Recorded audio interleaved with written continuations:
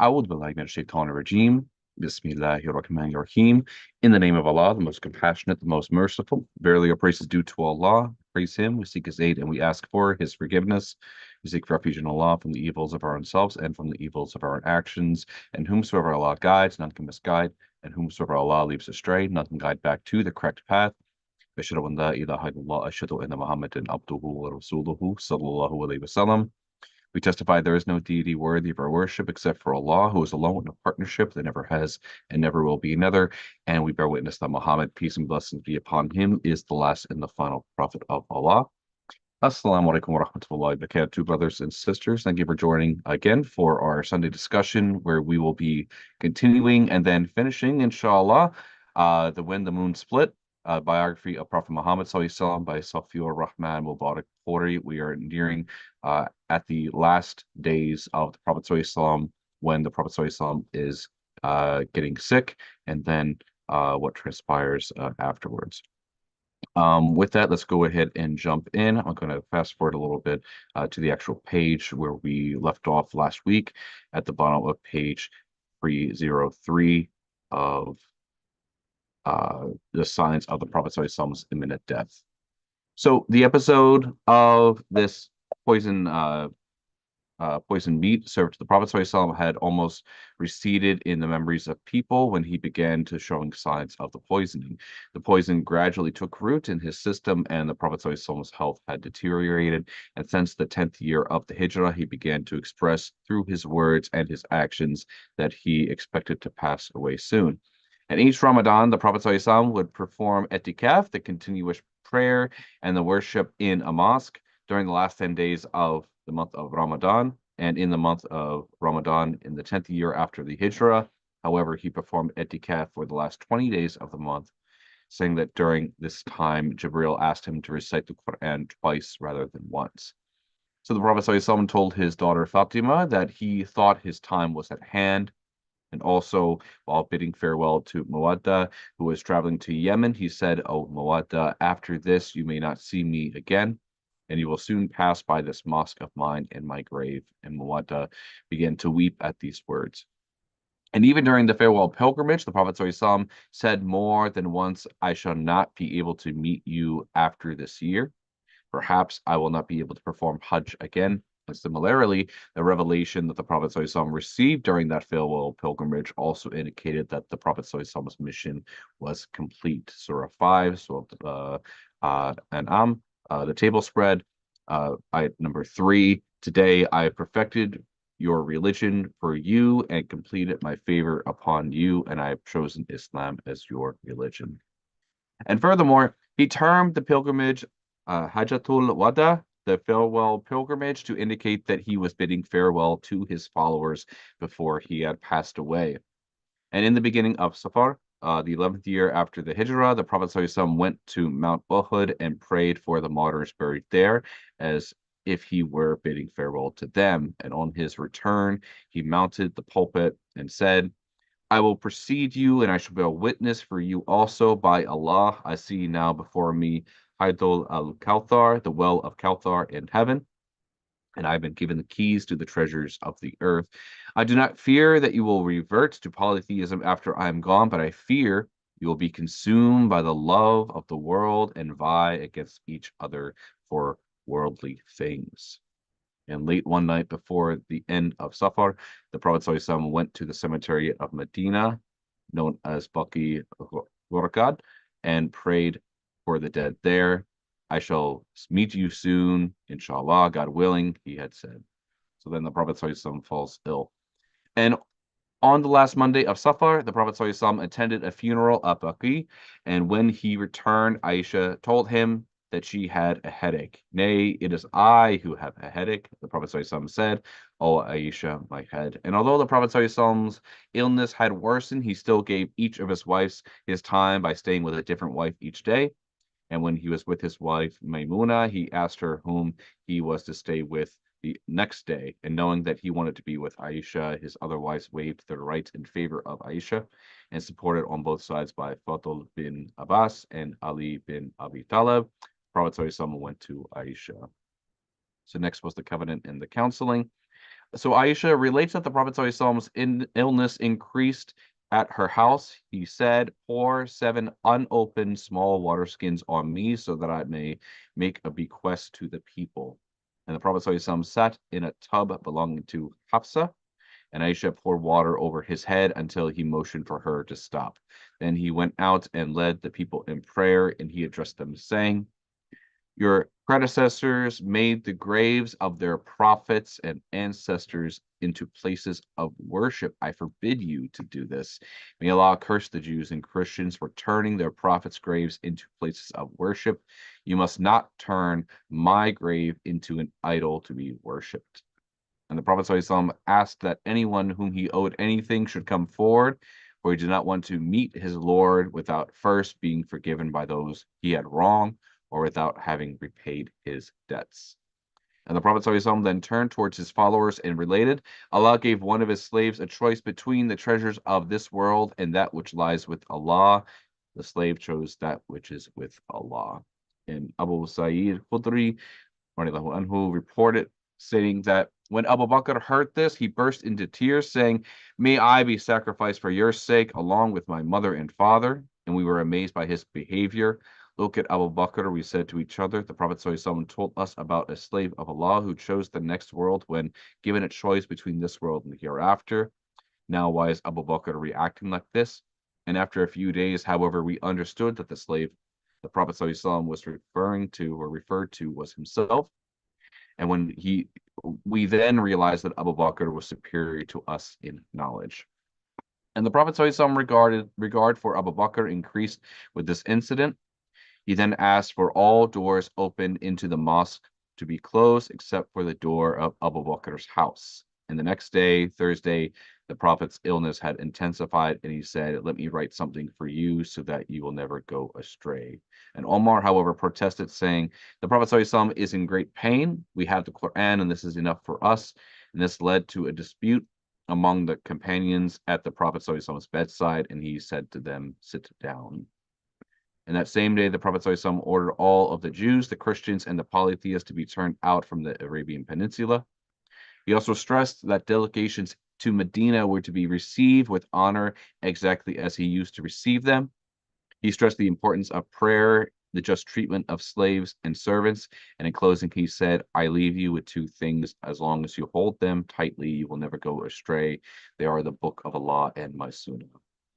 So next, Abu Bakr leads the prayer. In spite of the severity of the Prophet ﷺ's illness, he continued to lead the prayers. However, that Thursday, when it was time for the evening prayer, the Prophet ﷺ took a bath to assuage his pain. And when he tried to get up, though, he lost consciousness. And when he came to, he bathed again, but fell unconscious when he was about to get up. And he bathed a third time, and a third time he blacked out when he was trying to get up. And then he sent word to Abu Bakr to lead the prayer. And Abu Bakr led 17 prayers because of the Prophet ﷺ's deteriorating health. And between Saturday and Sunday, the Prophet ﷺ felt a little relief. 2 people supported him and took him to the mosque to perform the noon prayer. And at that time, Abu Bakr was leading the prayer. The Prophet ﷺ sat on his left, and Abu Bakr followed the Prophet ﷺ in prayer while the others followed him. Next is all for charity. On Sunday, the Prophet ﷺ set his slaves free, gave away his last 7 dinars in charity, and bequeathed his weapons to the Muslim army.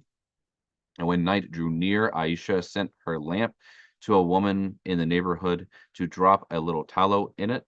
And the Prophet ﷺ's coat of mail had been pawned with a Jew for about 75 kilograms of barley. And on Monday morning, Abu Bakr was leading the prayer when the Prophet ﷺ lifted the curtain of Aisha's house, and which adjoined the mosque, and looked at the people in prayer. He smiled, and Abu Bakr moved backwards a little, thinking that the Prophet ﷺ wanted to come and lead the prayer. The people, when they saw the radiance of the Prophet's face, were overtaken by such happiness that it almost interrupted the prayer. And the Prophet ﷺ, however, motioned with his hand, indicating that they should complete the prayer. He disappeared behind the curtain, and later that day, and other sources indicate it was later that week, the Prophet ﷺ called his daughter Fatima, and he whispered something to her, and she burst into tears, and then he whispered something to her again, at which she then smiled. And Aisha asked Fatima what the Prophet ﷺ had told her, but she said he had asked her to keep it a secret.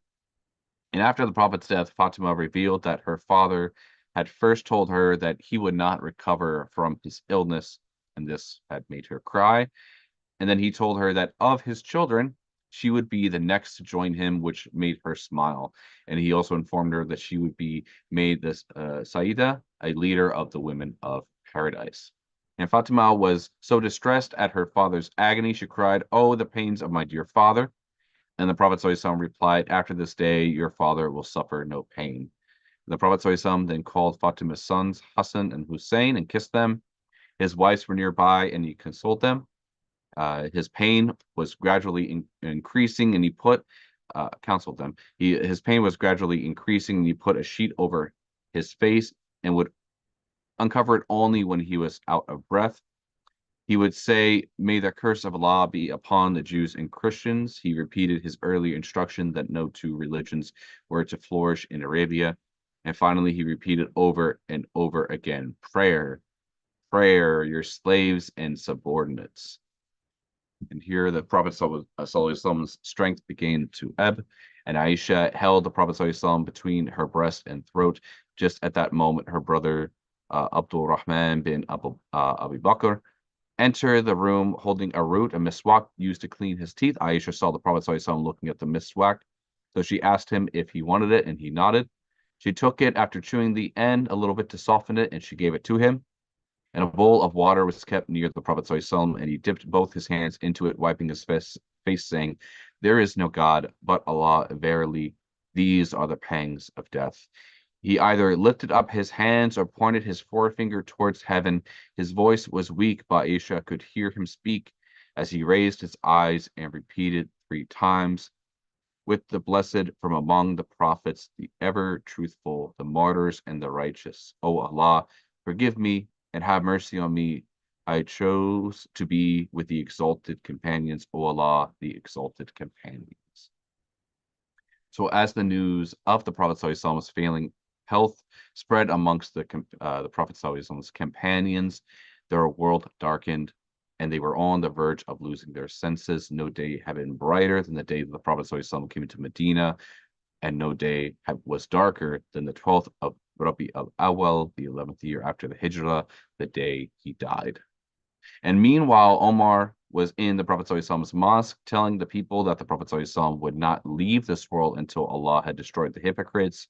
He threatened to kill anyone who claimed that the Prophet ﷺ was dead. And that Monday morning, Abu Bakr noticed that the Prophet ﷺ's health seemed to be improving, and he returned home optimistic that the Prophet ﷺ would soon recover. And when he reached home, however, he heard that the Prophet ﷺ had passed away, and he mounted his horse and galloped back to the Prophet ﷺ's mosque. He entered without saying a word to anyone and walked into the Prophet ﷺ's house where the Prophet ﷺ had laid a Yemenite sheet covering his body. Abu Bakr uncovered the Prophet ﷺ's face, kissed him, and wept, saying, "May my mother and father be your ransom. You have tasted the death that Allah has decreed for you. There is no death after this one."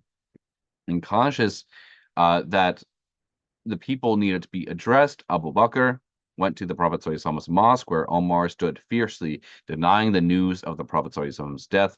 And Abu Bakr asked Omar to sit down, but he refused. And Abu Bakr then went to the Prophet ﷺ's pulpit, praised Allah, and he looked at the anxious faces before him and addressed them such: "Oh man, if anyone worships Muhammad ﷺ, let him know that Muhammad ﷺ is dead. But if anyone worships Allah, then know that Allah is alive and will never die." Allah says in the Quran, Surah 3, Ayat 144, "Muhammad ﷺ is but a messenger, and many other messengers have passed away before him. If he dies or is killed, will you return to disbelief? Truly, those who abandon belief do not hurt Allah. Indeed, Allah rewards those who are grateful." And no one had ever reflected on the significance of the verse Abu Bakr recited during his address. It was inconceivable to most of the companions that the Prophet ﷺ would pass away before they did. And Abbas relates that Abu Bakr read this verse to us. It was as if Allah had never revealed it until that moment. And Omar was especially devastated by the news. Later, he was to describe his reaction in the following words: By Allah, when I heard Abu Bakr reciting the verse, I was taken aback and fell down as if I did not have any legs. It was at that moment that I comprehended that the Prophet sallallahu alaihi wasallam had died. So the most significant dispute that arose immediately after the death of the Prophet ﷺ was about Abu Bakr being chosen as the Khalifa, was because of the choosing of the Prophet ﷺ's successor. Ali bin Abi Talib thought that he was within his rights to succeed the Prophet ﷺ because he had been close to the Prophet ﷺ from the beginning of his mission. Therefore, Ali, Zubair, and some people of Banu Hashim assembled in Fatima's house while the Ansar met elsewhere to choose the Amir, the leader from among themselves. And the rest of the Muhajirin, including Abu Bakr, Omar, and Abu Ubaidah, also joined the Ansar, and they discussed and debated the matter, unsure who would be chosen and how it should be done. And the Ansar wanted the Prophet ﷺ's successor to come from among them, but Abu Bakr made a significant observation, stating, yes, the Ansar deserve this honor, but the Arabs believe the Quraysh to be unrivaled in the art of administration, and no Arab will accept a ruler who is not from the Quraysh, and the Quraysh are superior to others in respect to lineage and family. Abu Bakr then caught the hands of Omar and Abu Ubaidah and said, I choose either of these two to be our Amir. And one Amir from among us and one from among you, someone from among the Ansar suggested. People began to raise their voices, and suddenly Omar asked Abu Bakr to extend his hand. And when he did so, Omar pledged allegiance to him, and one by one, everyone else presented, following Omar's lead, and pledged allegiance to Abu Bakr, who thus became the Prophet's successor. And on Tuesday, the Prophet's body was washed by Abbas, Ali, Abbas's two sons, Fadl and Qatham, and the freed slaves of the Prophet Shakran and Usama bin Zayd and Aus bin Khawla. And Abbas and his two sons moved the Prophet's body from side to side. Usama and Shakran poured water. Ali washed the body, and Aus helped prop the body up. And the Prophet ﷺ's body was washed 3 times with water and berry leaves, and the water came from Gharz, Sa'ad bin Kaithama's well in Quba, and which the Prophet ﷺ used to drink from, and his body was then shrouded in 3 white cotton Yemenite sheets. And Abu Talha dug the Prophet ﷺ's grave on the spot where he had died in Aisha's house, and it was a lahad type of grave with a niche on each side, and the Prophet ﷺ's body laid on his cot beside his grave, and his companions came in groups of 10 to pray the funeral prayer individually without an imam to lead the prayer. And first, members of the Prophet ﷺ's family prayed, followed by the Muhajirin, the Ansar, and then the women and the children. And the funeral prayers for the Prophet ﷺ lasted all day, Tuesday, and most of Wednesday, and late Wednesday night, the Prophet ﷺ was then buried. So the Prophet ﷺ had either 11 or 12 wives, of whom 9 were alive when he passed away. A short account of each of the mother of the believers are given as follows. First being Khadij bin Huwaylid. The Prophet ﷺ married her when he was 25. She bore all of the Prophet's children except Ibrahim and was the Prophet ﷺ's only wife while she lived. She died at the age of 65 in the month of Ramadan, 10 years after the Prophet ﷺ began his mission, and was buried in Hajun. Sauda bin Zama. She was previously married to her cousin Sakran bin Amr. The couple embraced Islam and migrated to Abyssinia. On their return to Mecca, Sakran died. The Prophet ﷺ married Sauda in Shawwal, 1 month after Khadija died, and she died in Shawwal, 54th year after the Hijrah. Aisha Sadiqa bint Abu Bakr Sadiq. The Prophet ﷺ married her in Shawwal, a year after marrying Sauda. Aisha was the only virgin the Prophet ﷺ had married and was regarded as the best loved of all the Prophet ﷺ's wife. She was the most learned female jurist, Muslim jurist in history, and she passed away on Ramadan the 17th, 57th year after the Hijrah, and she was buried in Baqi. Hafsa bint Omar bin Khattab. She was married to Quniyas bin Hudayfa, who died from a wound incurred in the Battle of Badr. The Prophet ﷺ married her in Shaban, the 3rd year after the Hijrah. After she came out of mourning, she died in Medina in Shaban, 45 years after the Hijrah, at the age of 60, and was buried in Baqi. Zainab bin Huzaima. She was a widow of Udayba bin Harith, who was martyred in the Battle of Badr. And according to some others, she was married to Abdullah bin Jahash, who was martyred in the Battle of Uhud. And the Prophet ﷺ married her in the fourth year after the Hijrah. And in the days of ignorance, she was known as al-Masakin, the mother of the destitute, for her compassion toward the poor. She died in Rabi al-Akhir, the fourth year after the Hijrah, 8 months after her marriage to the Prophet ﷺ, and the Prophet ﷺ led her funeral prayer and buried her in Baqi. Salama, or Hind bint Abu Umayyah, she was married to Abu Salama. She bore several children while married to him, but he died in Jamad al-Akhir, fourth year after the Hijrah, and the Prophet ﷺ married her at the end of Shawwal, the fourth year after the Hijrah, and she was a great jurist and one of the wisest women of her time. She died in the 59th year after the Hijrah at the age of 84. Other sources date her death in the 62nd year after the Hijrah, and she was also buried in Baqi. Zainab bin Jahash bin Rikab. She was the daughter of the Prophet ﷺ's aunt Umayyah bint Abdul Muttalib, and she was, excuse me, she was initially married to Zayd bin Haritha, but the couple had problems and Zayd divorced her. Zayd had been adopted by the Prophet ﷺ, and according to the ancient Arab customs, it was unlawful for a man to marry the former wife of an adopted son. Allah ordered the Prophet ﷺ to marry Zainab to show that this ancient Arab custom had been abolished, and the marriage took place in Dhul Qadda, fifth year after the Hijrah. Other sources date the marriage in the fourth year, and she died at the 20 years after the Hijrah, the age of 53, and was the first to die among the Prophet ﷺ's surviving wives. And Omar led the funeral prayer, and she was buried in Baqi. Tuwariya bint al-Harith, she was brought as a prisoner from the Battle of Banu Mustalik in Shaban, and in the fifth year or sixth year after the Hijrah, and was given to Thabit bin Qais. He decided to set her free in return for a certain amount, and the Prophet ﷺ paid Thabit the amount he requested, freed her, and married her.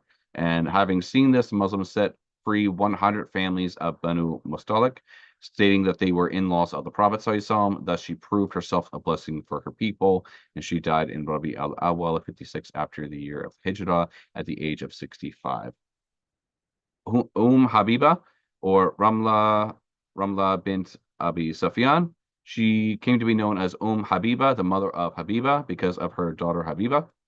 As the daughter of the Prophet ﷺ's fierce enemy, Abu Sufyan bin Harb, she made many sacrifices for her faith and migrated to Abyssinia along with her husband, Ubaydullah bin Jahash.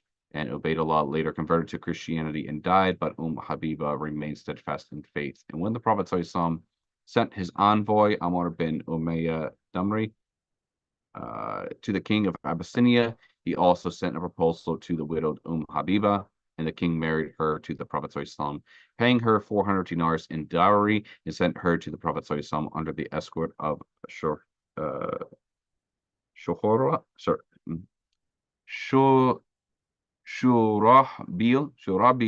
bin Hasna. After the Prophet ﷺ returned from Khaybar, and he married Habiba in Safar in Rabi al-Awwal, 70th year after the Hijrah, and she died either in the 42nd or 44th year after the Hijrah. Safiya bin Huyay bin Akhtab, she was the daughter of the chieftain of the Jewish tribe of Banu Nadir and a descendant of the Prophet ﷺ Aaron, and she was taken captive in Khaybar and given to the Prophet ﷺ because of her status. And the Prophet ﷺ asked her to accept Islam, and she did so. He then set her free and married her in the 7th year after the Hijrah on the eve of the conquest of Khaybar, and her death is variously dated the 36th, the 50th, or the 52nd after the Hijrah, and she too was buried in Baqi. Maymuna bin Harith Halaliya, she was the sister of Abbas's wife, al-Fadl Lababa al-Kubra bin Harith Halaliya, and the Prophet ﷺ married her in Dhul Qadda, 7th year after the Hijrah. She came to the Prophet ﷺ as his bride at Sarf, 9 miles outside of Mecca. She also died in Sarif in 38, 61 or 62 after the Hijrah, and was buried there. Her gravesite is known even today. There's no question that these 11 women were married to the Prophet ﷺ. However, some scholars have disagreed over the status of Rayhana bint Zayd, some stating she became the Prophet ﷺ's wife in Muharram, 6th year after the Hijrah. She belonged to the Banu Nadir and was one of the wife of a man from the Banu Qurayda. She was captured in the Battle of Banu Qurayda, and the Prophet ﷺ chose her for himself. It is also said that the Prophet ﷺ did not set her free, but kept her as a maid. She passed away upon the Prophet ﷺ's return from the farewell pilgrimage, and the Prophet ﷺ buried her in Baqi. And the Prophet ﷺ also had a maid named Maria Qibtiyya, Maria the Copt, who was presented to him by Magawi, Kalkis. Kalkis. She bore the Prophet ﷺ a son named Ibrahim. She died in 15 or 16th year after the Hijrah and was buried in Baqi. So the Prophet ﷺ's children, all the Prophet ﷺ's offspring, with the exception of Ibrahim, were born to Khadija. And below is a brief account of the Prophet ﷺ's children. First is Qasim. He was the eldest son of the Prophet ﷺ, and thus the Prophet was called Abdul Qasim, the father of Qasim. He died when he was about 2 years old. Zainab, she was the eldest daughter of the Prophet ﷺ. She was born after Qasim and was married to Abdul As bin Rabia, the son of her aunt Hala bin Hawalaydid. And Zainab was a son named Ali and a daughter, Umama, whom the Prophet ﷺ placed in his lap during prayer. Zainab died in the early part, 8th year after the Hijrah in Medina. Ruqya, she was married to Uthman bin Affan and was given birth to a son, Abdullah, who died at the age of 6 when a rooster gouged his eyes. SubhanAllah. The Prophet ﷺ was at the Battle of Badr when Ruqya passed away. She has also been buried with Zayd bin Haritha, who reached Medina with the news of the victory of Badr.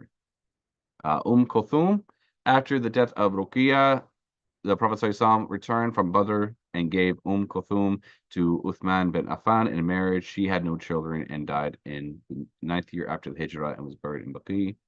Fatima, the youngest daughter of the Prophet ﷺ, who was married to Ali bin Abi Talib. After the Battle of Badr, she gave birth to 2 sons, Hassan and Hussein, and 2 daughters, Zainab and Kulthum.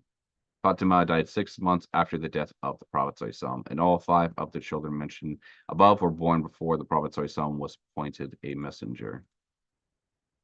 Abdullah, there is some difference of opinion whether Abdullah was born before or after the advent of Islam.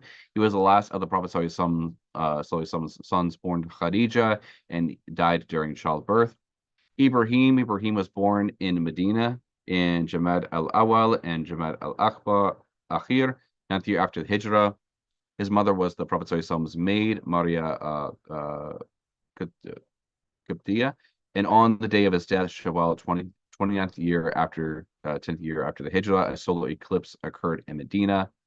The Prophet ﷺ believed that the eclipse was to commemorate Ibrahim's death, but the Prophet ﷺ informed them that the astronomical signs and events were not affected by human affairs, and Ibrahim was 16 or 18 months old when he died and was buried in Baqi, and the Prophet ﷺ said, he will be nursed by one of the maids in paradise.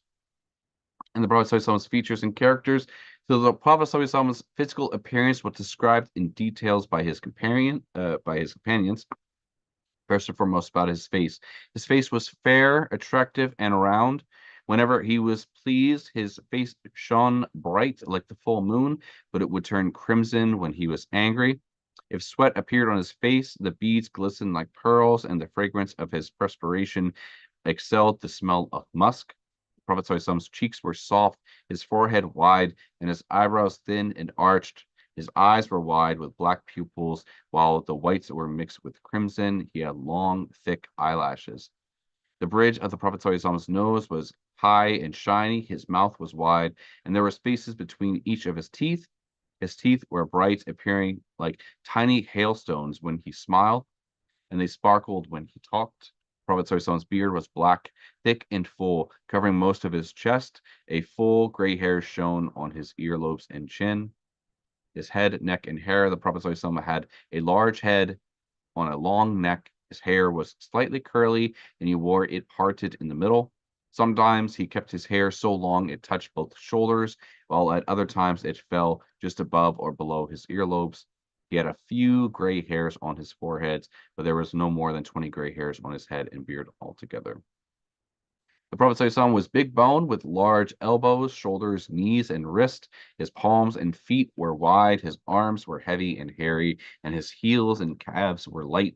He had broad, his, I actually don't know this,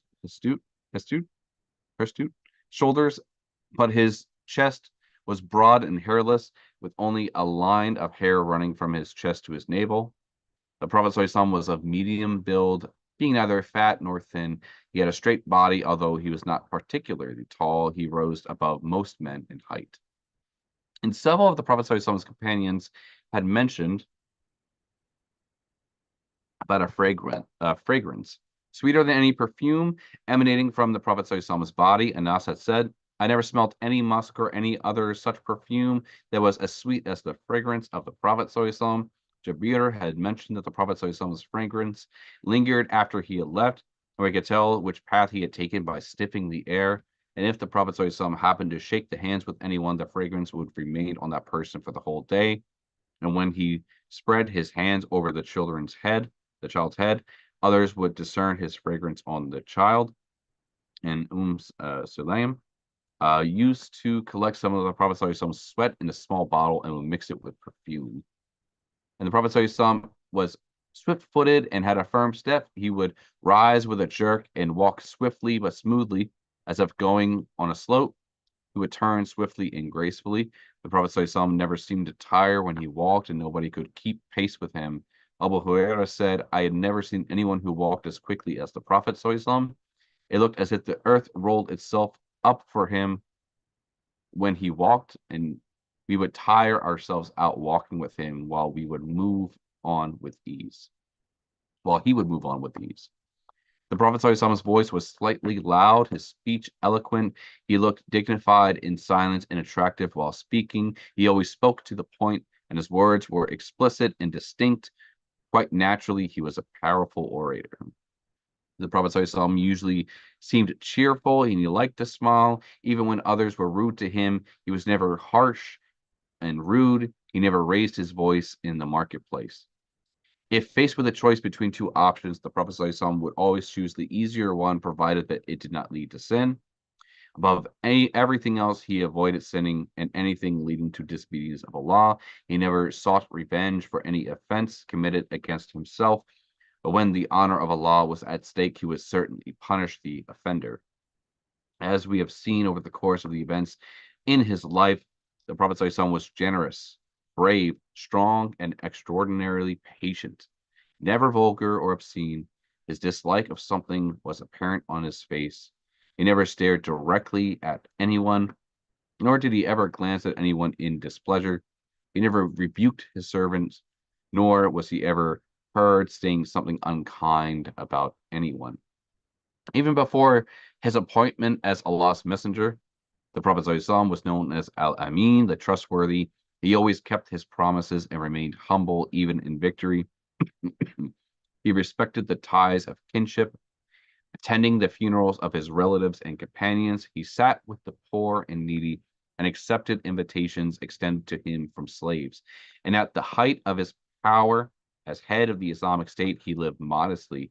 He never attempted to outdo others in serving rich food or wearing expensive clothing. So in conclusion to this book, my beloved guests and friends, family, and fellow Muslim brothers and sisters, it is impossible to adequately describe the Prophet ﷺ's life and his significance for all of humanity. This book is merely a brief account of the most important and influential person in history. I pray that Allah bless this small work and forgives me for falling short of my lofty goal. And I pray that Allah blesses the Prophet ﷺ and his family and his righteous companions. May Allah grant us all a place under the Prophet ﷺ's standard on the day of judgment. Ameen. Ameen. Ameen. And with that, we come to the conclusion for the reading of uh, When the Moon Split. And we will be continuing furthermore with another book where we'll be talking about the uh, uh, scholarship of women instead of Islam for the next reading, inshallah. So feel free to we were Al Mahadi, that is the book. Thank you, sister, for mentioning that. And we'll go ahead and close for the live stream, and we hope to see you for the next reading. And we'll have this posted online for anybody who wishes to hear the narration a second time, or if they happen to missed it while we were live streaming it here. But without I cannot exclaim the amount of thanks that I have for everybody for joining in, and also for those who were regular in joining us for this course. I can't thank you enough. May Allah subhanahu wa ta'ala bless our efforts and allow us to continue on doing so. And with that, we'll cut the live stream. Allahumma subhanahu wa bihamdi ashhadu wa la ilaha illa anta astaghfiruka wa atubu ilaik. Assalamu alaikum wa rahmatullahi wa barakatuh, everybody.